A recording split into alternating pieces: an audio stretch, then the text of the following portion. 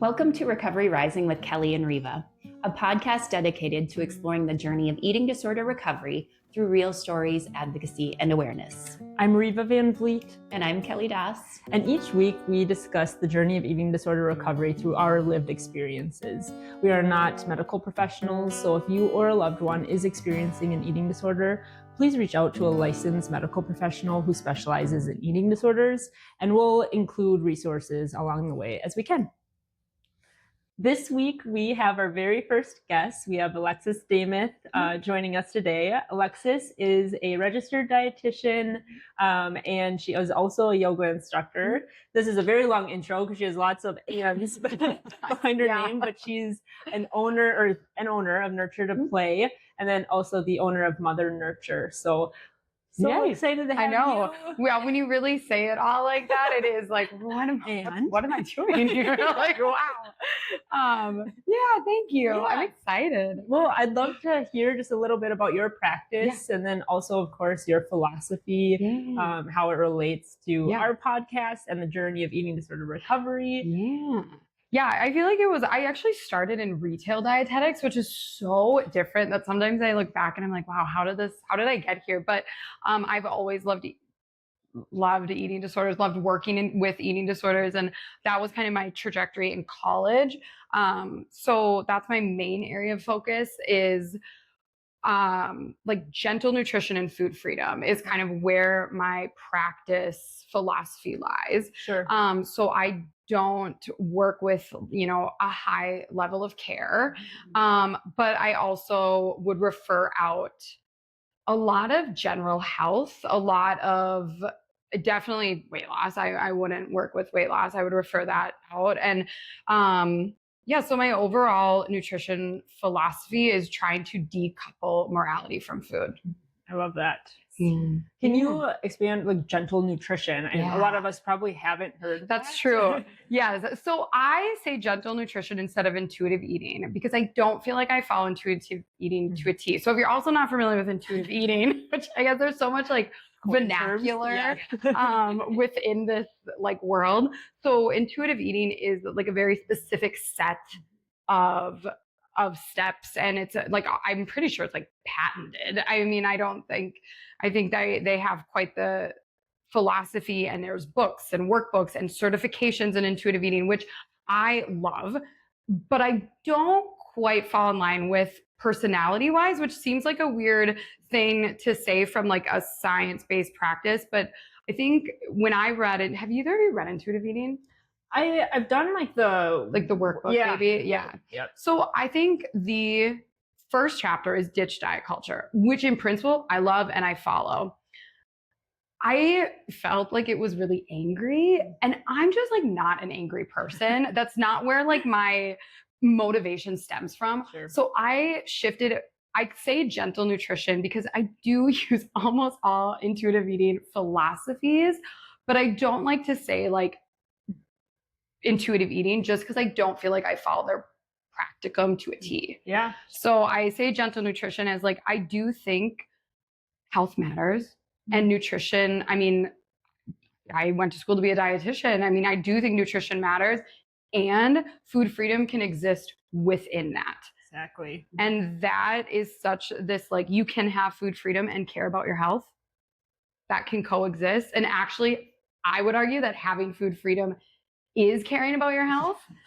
So I think that's where I mean by gentle nutrition is trying to strike this balance between like this hyper awareness and like unending permission. Yeah. And I love that your approach is like, I always say like health is so nuanced because it looks different for everybody. And like, so does nutrition. And I feel like your approach is so in line with that. Well, and then there is not a one size fits all. Like if I have a client who's lactose intolerant, part of your food, you get to make that choice. Yeah.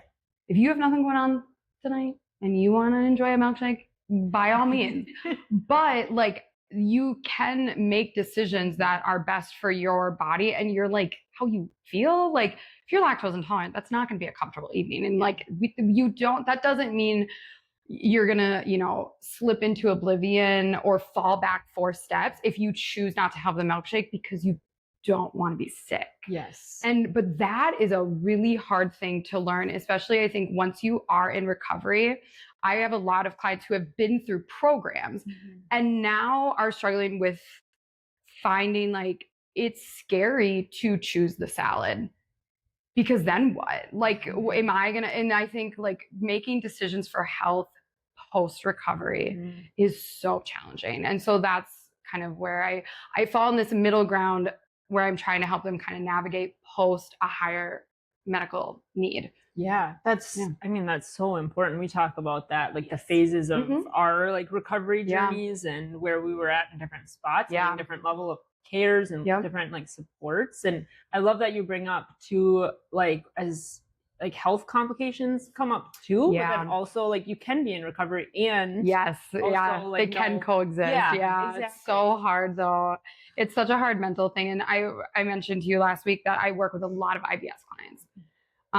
Because I end up, I would say about 90% of my patients are going through bulimia.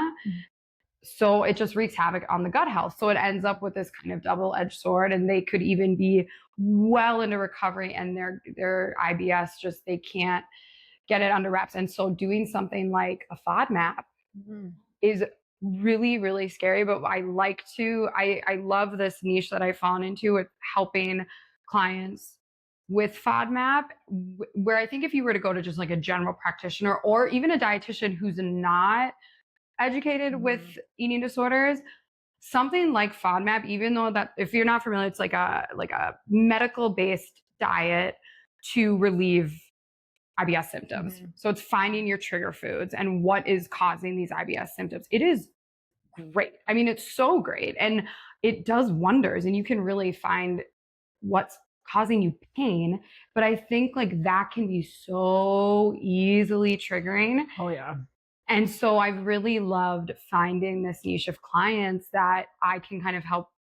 You do deserve to feel better. You do deserve to feel good. You don't need to live in pain because of fear. And so I've really enjoyed this like niche of patients that I found. Yeah. Well, and that's like really important to know, because like I don't have any like food sensitivities or anything like that. So in my recovery, it was like reclaiming all those foods that I love and that I get to enjoy. But how complicated though if like one of those foods is like wreaking havoc to it, or it's like not. And it's so, because if you are feeling really solid, I think the idea of eating for health is really scary. Or then so this brings me to my next, like, which we talked about too. My Mother Nurture is primarily for moms and babies, and that kind of first from conception to the first 5 years of life is like my main area of focus. And that's another time of like where it's like we want our children to be healthy. We want to model good behavior. And it's like, what does that actually mean? And like walking that balance between boundaries and overkill is my gosh. So that's my biggest area I would say is like maternal health and maternal nutrition. So and that's like so we're talking about like the stages of life and how like your recovery can look different too, and like I mean postpartum, that brings up like a whole new set of challenges. Like you're tired, you might not have the time to eat, you may have postpartum depression going on, like then you're not sleeping. You're trying to feed your baby. Exactly. And I think like then coping with your postpartum body is really difficult. Or even I think being pregnant. I think a lot of women are motivated. Like recovery is really, really strong when you're pregnant, and then postpartum you don't have a baby relying on that recovery anymore. So it can just go away.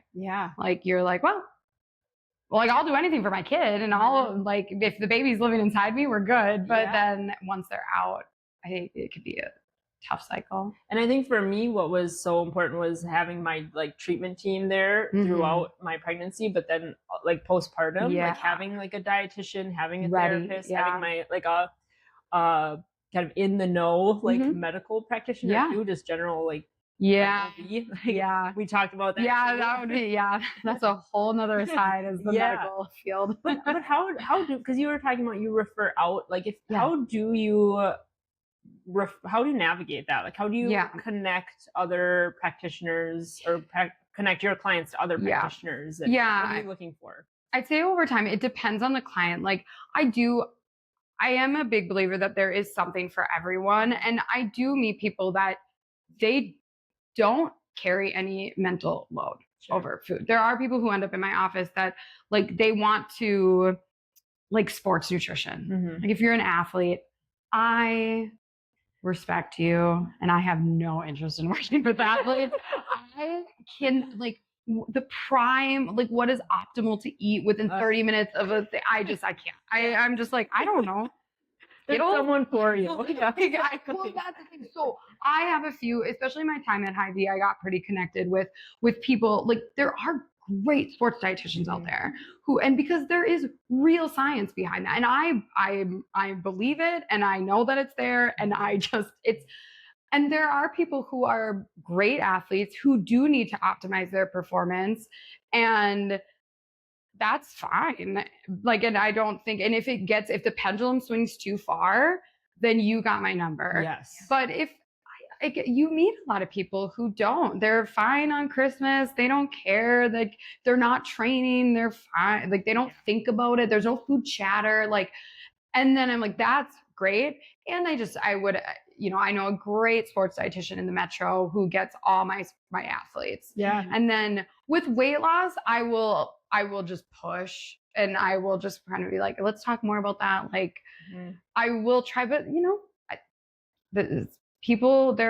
some people just aren't there. Yeah. They're not ready to give up that goal, or they're not on board. And so I think most dietitians, even within the weight loss community, are looking to add, not take away. They're looking, like, even within the weight loss community for dietitians, it's pretty, I feel pretty safe if you're like sending you to, like, I have certain people that I trust and like that, but it's just beyond what I feel comfortable working with. So yeah, because that weight loss world is just gonna do it. I could not set up a calorie count. I think that would be so hard for me. Like, to even like get myself to do that mentally, and then even professionally, I would just feel like, I think I'd feel guilty. I think I'd be like, this goes against everything that I preach. So it's just not for me. So yeah. Well, and we talk all the time, and we were just talking the other day that people in bigger bodies that are looking to have and deserve food freedom. Yeah. Everyone in any type of body deserves food freedom. Yeah, absolutely. And it doesn't need to mean like a weight loss journey or anything. Yeah. And that isn't the answer a lot of times. Yeah, that's the nice thing. I mean, if I do have the opportunity, if someone is willing to meet with me a few times before moving on, then I really like to push to get blood work done. Yeah. And 9 times out of 10, even women in much larger bodies have perfectly fine blood. Sure. Yeah. Everything is within mark. Blood pressure is good. No signs of prediabetes. Cholesterol is good. And I'm just like, so why that number? Mm-hmm.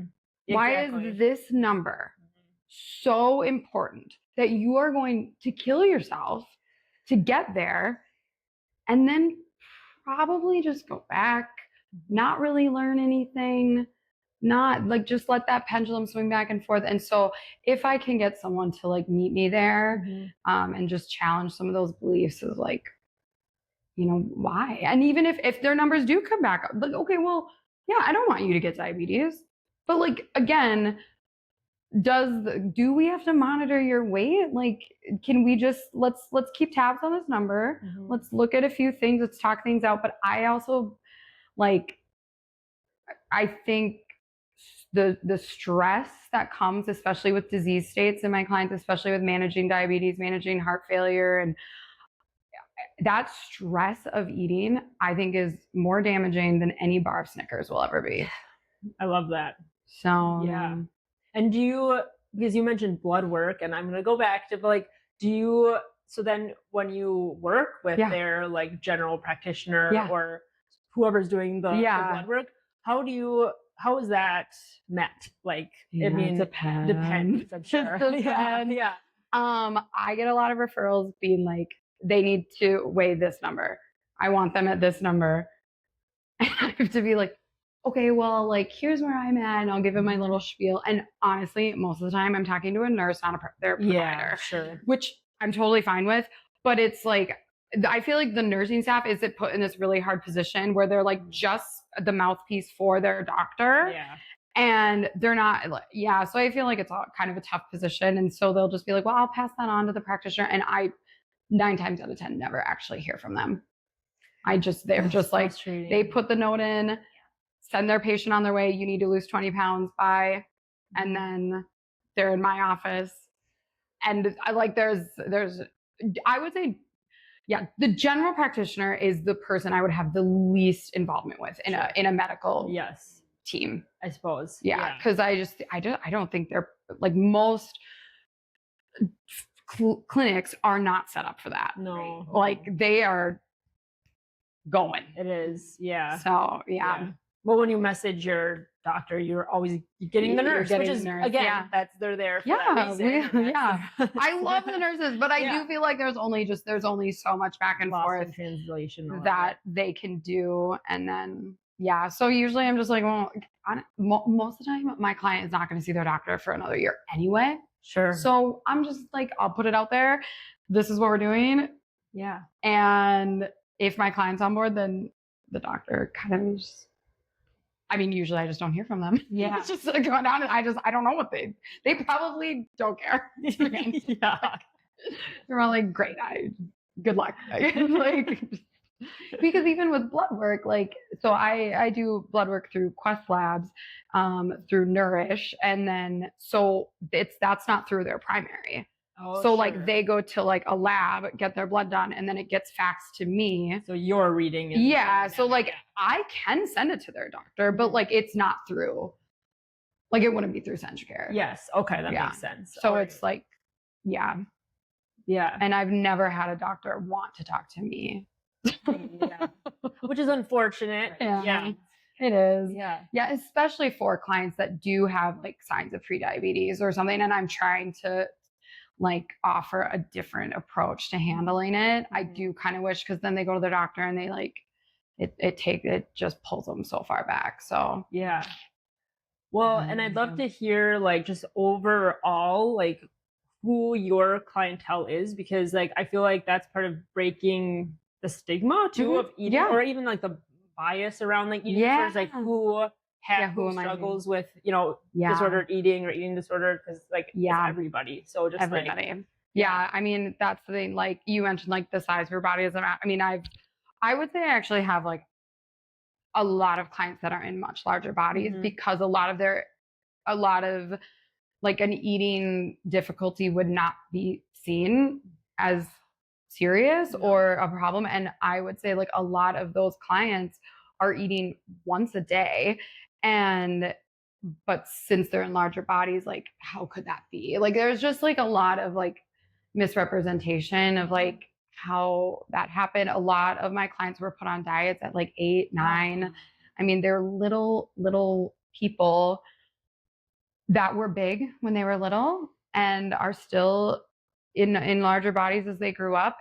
But if you just let a kid grow, just let them be. And a lot of times like that, their food difficulty started really, really young. And it's like, and I also have a lot of men.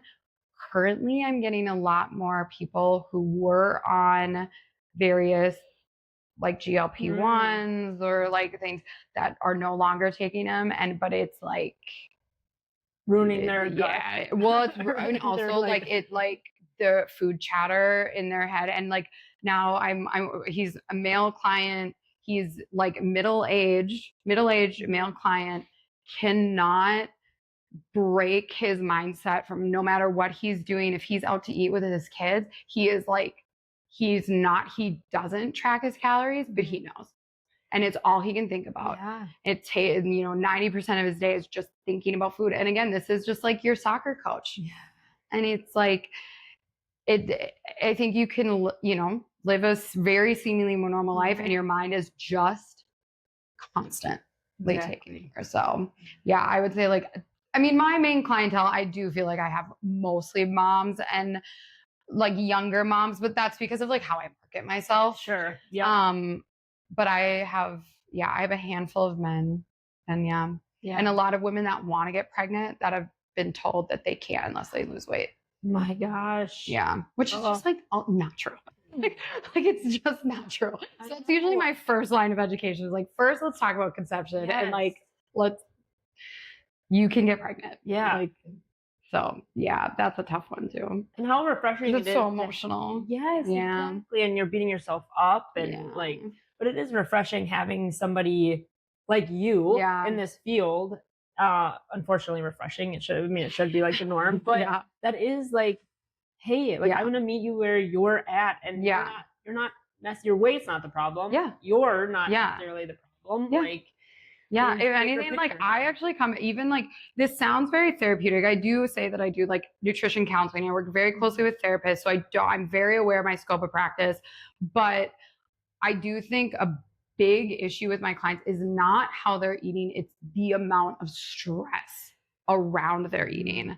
And sometimes they really just need me to say like, you're good. Like this is fine. This is great. And I think just like building that confidence around eating is a big part of what I do. I'm just trying to give people confidence, not necessarily education, which is weird coming from a dietitian that it's like, that's like all I was ever taught was like, educate. And I'm just trying to convince people that like they actually are the most educated about their bodies. How empowering. Yeah. Like that's so, and I want to go back to the GLP-1 thing because I was just reading everywhere a certain celebrity who's like always had an kind of back and forth with her weight, and she was like unfairly put in the spotlight on her weight. But she has been a huge proponent of GLP-1s, and like and she just said like I tried getting off them and the food chatter came back, so I went back on them, and I'm going to be on them. And I was like, I feel like there's another solution. This is the thing with GLP-1s, and they will tell you this when you start. Like any physician will tell every client I have they tell you, if you start this, that's your life. This is you don't go off of this. And if you do, then everything will come back probably stronger. Yeah. And probably louder. Ugh. And they tell you that. And I don't know if it's a lack of like really fully understanding what that means, but they're not, I don't know. Yeah. And I feel like it's the way they're being marketed because they've been around forever. Yeah. Forever. They've been being used for type 2 diabetes forever. And they're great at helping with type 2 diabetes. Yeah. I also want people off insulin. I think the hard thing with my area of practice is like, sometimes I think, especially other dietitians, think I like don't care about health. And I'm like, that's not it. Like, it's not. I don't want people on insulin either. Yeah. I just don't think the way of getting there. There's other solutions. Yeah, there's other ways to go about this. Yeah. Oh man. Well, I know Kelly wanted to loop back to the yoga piece. Could you? Yeah. Talk to me about yoga. Yeah. I don't know, Kelly. Here. Well, It's so funny. So a big piece of my recovery. So this was, many, many years ago. And holistic approach was really not the norm at that time, but I was very fortunate to where not just talk therapy and not just the dietitian piece was a part of it, but things like yoga, Tai Chi, and like all that stuff. Maybe just talking about how like things like yoga can also be part of a healing journey at some point in the recovery journey, at least. So the benefits of yoga. Well, when I started, I've been teaching yoga way longer than I've been a dietitian. So my whole goal in my whole college career was like, I want to find a way to combine yoga with dietetics. Like from my, like when I transferred to St. Ben's, I was like, this is my focus. And like, how can I do this? And so when I did a few yoga classes at Hy-Vee, like in the parking lot. And I was like, it's not this. It was not, there was no like focus. There was just like me teaching yoga. It was just like two professions, I guess. But like, then when I was laid off and I started the RD Yogi, that was like, that name was in my head for so long. It was the RD Yogi. That was like always my focus through college and even through my first job. I was just like needing a push, and getting laid off was a big push, being like, okay, no, it's time. And so the way that I look at it is like a lot of this like food freedom and like recognizing when you're hungry and when you're full, and like a lot of that way that I practice nutrition is very abstract. There is no numbers. There is no counting. And that's when I say I'm not at that level of care. I don't do exchange systems. I don't do tallies. So it's very open. And that can sometimes, like that can be really difficult too. Like these very abstract ways of thinking. And I find that yoga is like a physical manifestation of what I'm trying to do with our sessions. Yeah. So it bridges the gap for me. Mm-hmm. And the nice thing I like with my clients that do both with me is like we do a half hour nutrition counseling and we do a half hour of yoga, and I can loop in our conversations to the yoga class. So like our guided meditation can be specifically about that week's current struggle, or like maybe they're, if they're struggling with lethargy or like hyperfixation, then we can focus. Our practice can be all about disconnecting from that, and it can be so tailored to what we just talked about. And yeah, I love it. I love that too. Yeah. And that was like always that was always the goal, was to find a way to combine them. And yeah, with the thing is, with my nutrition philosophy, it just pairs so nicely with yoga, because it is just so like laissez-faire. And my yoga practice is also very very beginner. I'm very chatty. Yeah. And I'll just like in the middle, like again, it kind of comes back to like meeting people where they're at. Like, I'm not going to speak in Sanskrit. Like, I'm very much like, which there are amazing studios that do that. I am like not against it. I just find for a lot of my clients, they're very skeptical. And I think the way that I used to teach a class called Pigs Fly. And the joke was like, this is for people who will do yoga. I'll do yoga when pigs fly. Oh, that's hilarious. And so we would say, this is for the pigs that are flying. Yeah. And I had a little poster of pigs with wings, and it was really cute. But that's the type of yoga that I like to teach. Like very beginner. And that works really well for pregnancy and postpartum, because your body's just doesn't want to, maybe do what it can do outside. And yeah, I've lost a lot of skills though. I was thinking about that the other day. I was like, I can't, because I'm just like always very gentle in my yoga practice too. I'm like, I can't really do anything anymore, which is fine. But I was thinking about that. It's so cool though. I can talk now, but it's like a big part of my healing journey has been reclaiming movement, and that's and it's a long journey to do that. And I think a lot of people, not even just people with eating disorders, like do have this need to reclaim movement in a way that is like fun and joyful and not all about like getting fit. Yeah, and like it's slow and it's calm and you're breathing, and it's like the focus is not your heart rate. Yeah. And it is nice a way to, or like, I think too, when with some of my clients who are very scared of exercise and scared of like, I don't want to go back. And so there's this fear around, what does that look like? And I think yoga is a really good stepping stone. Yeah. So yeah, like reclaiming is a good word. It is, absolutely. And there are a lot of like, fitness instructors, or like wellness babes and gurus on the internet that like give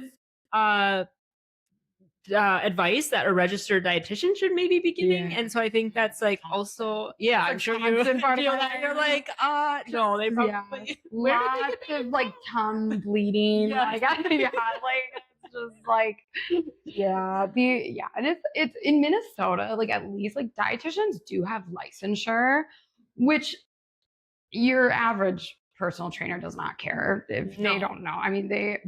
So dietitians in the state of Minnesota are the only profession that can do medical nutrition therapy. Oh. And it is kind of a constant problem between dietitians and chiropractors, who are probably the biggest, like personal trainers I don't even think would recognize the term medical nutrition therapy unless they have like a friend that's a dietitian. Sure. But chiropractors do. And chiropractors want to do MNT, and they can't legally in the state of Minnesota. Sure. But they can in Wisconsin. Interesting. I didn't know that. Wisconsin doesn't have licensure. Wow. Which is cheaper for me because I have my certifications, so it's cheaper, which is great. No, just kidding. That is interesting. I did not know that. The intricacies. Yeah. Wow. Yeah. Huh. So Minnesota just has better dietetic lobbyists, I guess. I don't know, Kelly, you could probably say better than me. But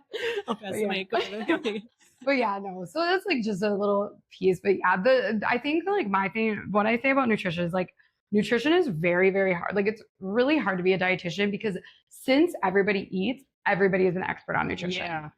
And that can be really difficult to navigate. Like people will be like, well, like you're not using beef tallow in your eggs, or like, Oh my gosh. like right, you know, right now like sat fats are very popular, and like that is, and so it's just like really whatever trend is trending, and like this is where I like my brand of nutrition, because nutrition will change again in 10 years, and it's like maybe just like don't. Maybe just be fine. It's like building that confidence in your clients. Like, you know. Yes, you don't. Yeah. And I think that's like at the end of the day, like this one, like when I'm trying to sometimes convince like certain hesitant clients to like that, I think this would be a good option. Is like, you don't need me to tell you that an apple is like has more nutrition than a dilly bar. Like you might need me to tell you that it's actually okay to eat a dilly bar. And that's kind of where I land. And like nutritional science, I love nutrition science. I just think that like at the end of the day, if you're looking for an answer, you will find it. And that makes it really convoluted and really difficult. Yeah. Especially like if you don't read nutrition literature, which like why would you? But yeah, even if you do, it's really, really hard. So yeah, especially when you think about how much, as you're going through the recovery process, how much is internalized. So to have that outside, you know, that person tell you it is okay is very important. I think so. Yeah, I do an exercise called the 7 different types of hunger. And one of the hunger types is mind hunger. And that's like the thoughts and judgments and beliefs that you have around food. And like that mind hunger can dictate what you eat, when you eat, even though it has nothing. It's just the thoughts and beliefs that you have around food. Like, and that can change on a weekly basis. And like, that's, and so like being aware of these, that's one of my favorites to do with clients is the 7 types of hunger. Yeah. It's a fun one. So. I wasn't familiar until you said that. It's from Mindful Eating, which is an interesting book. It's not a book I would like totally recommend my clients to read in full, but I love that chapter. I love the chapter of the 7 types of hunger. So I took it and I credit it. I credit the book. I did not make it up. It's yeah. Well, I feel like we could talk forever. I know. I just let's talk more. There's so much. That's the thing with this area. Like I do, to your guys' credit, like starting this podcast, I think so I've been working in private practice for 6 years. And in that time, like being at different areas of dietetics, like I was at a long-term care for teens, and I've worked with WIC, and I worked with the hospital, and all these different moving places within my private practice.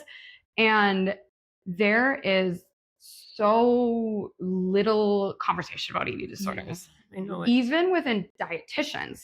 Like when I went to FNCE, which is the National Conference for Dietitians, there is so little, I don't want to say like understanding or care, but like comfortability. Yeah. There's so little comfortability for eating disorder care.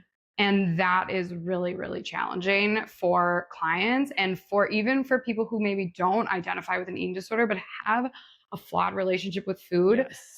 And that, you can live your whole life in this like weird in between where you're not, and I get so many clients saying this, and I'm so glad that like I've nourished as a platform now for them to find me, that they're not sick enough for care.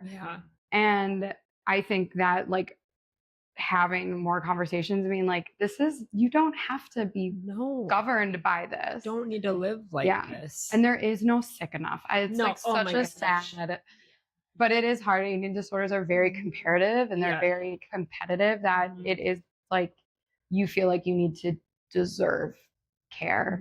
That's tough. And I'm sure you see that it is not easier to treat, but it is I guess maybe like easier to work with somebody that is they're not sick and in the hospital. They're no, like, that's the yeah, they have better outcomes, I guess, is what I'm trying to say. Like, you know, there's more long-term, like we can introduce some of these ideas and they will take to it because their brain is not yet depleted, you know, like, or if they're purging once a month, that doesn't, once a month does not hit any markers on insurance.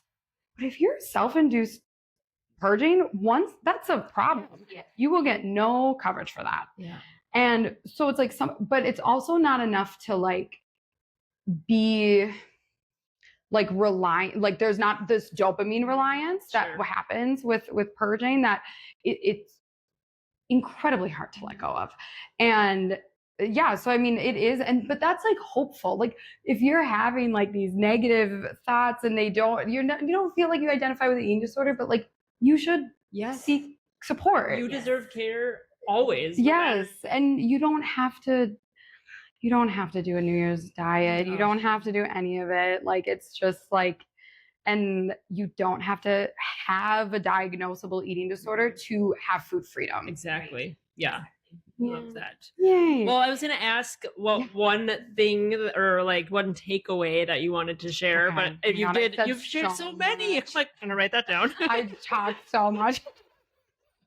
One thing. Oh man. I do think that would be what I would say is like, you do not have to have a diagnosed eating disorder to seek support for having freedom with food.